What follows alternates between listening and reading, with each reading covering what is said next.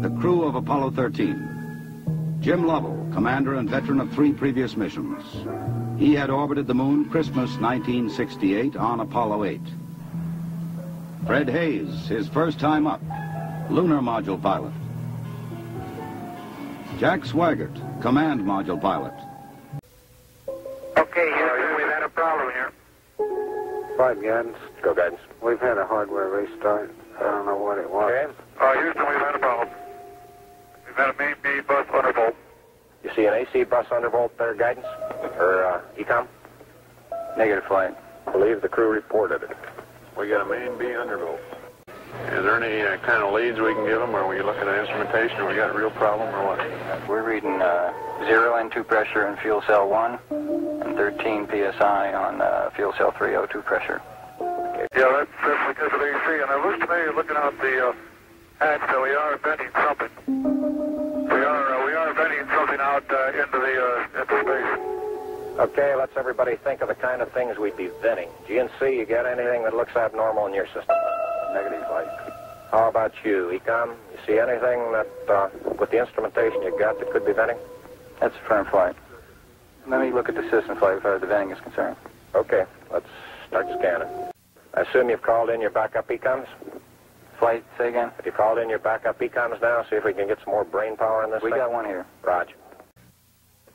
Okay, now let's everybody keep cool. We got the LEM still attached. The LEM spacecraft's good, so if we need to get back home, we got a LEM to do a good portion of it with.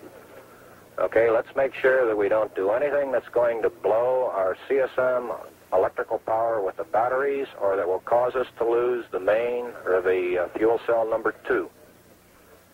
Okay, we want to keep the O2 and that kind of stuff working. We'd like to have RCS, but we got the command module system, so we're in good shape if we need to get home. Let's solve the problem, but let's not make it any worse by guessing.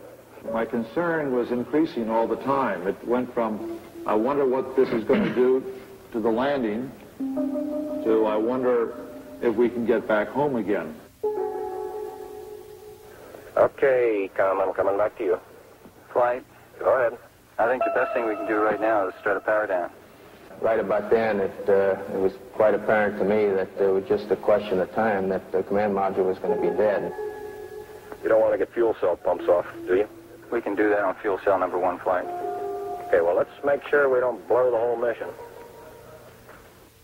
Now, the thing that concerns me is throwing equipment. We had a problem. We don't know the cause of the problem. Flight, I've got a feeling we've lost 2 fuel cells. I hate to put it that way, but I don't know why we've lost them. It doesn't all tag up. Network from Flight. Flight network. Bring me up another computer in the RTCC, will you? When I looked up and saw both oxygen pressures, one absolutely 0 and the other one going down, it dawned on me, and I'm sure Jack and Fred about the same time, that we were indeed in serious trouble. The only way to survive the situation was to transfer to the LEM. Flight ECOM. Go ahead, ECOM. The pressure in O2 tank 1 is all the way down to 297. We better think about getting in the LEM or using the LEM systems. Tell me you from Flight. Go ahead, Flight. I want you to get some guys figuring out minimum power in the LEM to sustain life. The first milestone, and I consider this after the accident, I guess, more or less the survival now. The first milestone was to get alignment on the LEM platform. Alignments are important, you know, because without knowing exactly which way the attitude of the spacecraft is in space, there's no way to tell how to burn or how to use the engines of that spacecraft to get the proper trajectory to come home. The position we are now on the Earth-Moon plane, we have to go around the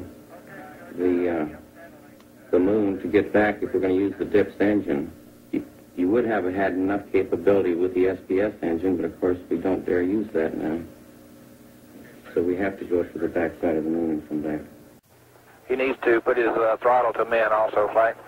Throttle to min? Yes, he's at 29% now, roughly. This maneuver again was completed on time, and because it was a manual burn, we had a 3-man operation. Jack would take care of the time. He'd tell us when to light off the engine, when to stop it. Fred handled pitch maneuver, I handled the roll maneuver, and I pushed the buttons to start and stop the engines. One of the big problems was consumables. There would be enough to eat and drink.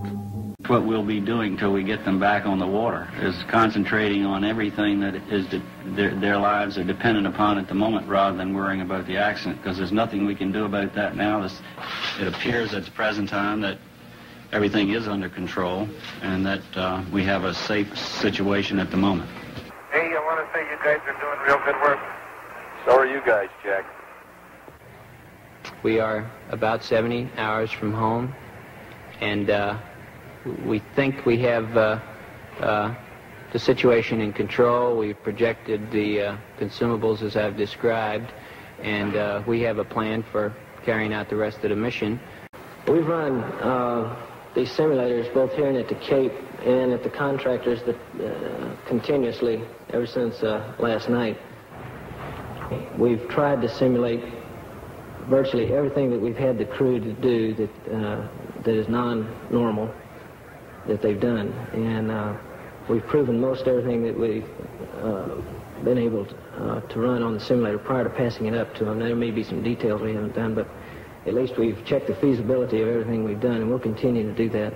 I think the LEM spacecraft's in excellent shape, and I think it's fully capable of getting the crew back.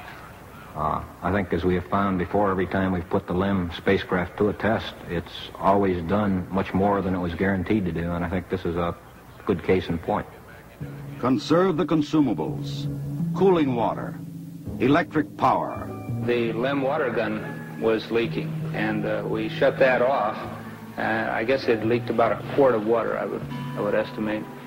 But it took me about 2 days to get my feet dry, and of course I think you were all aware that the temperatures were going down in both vehicles, and it's made for very chilly feet for a couple days.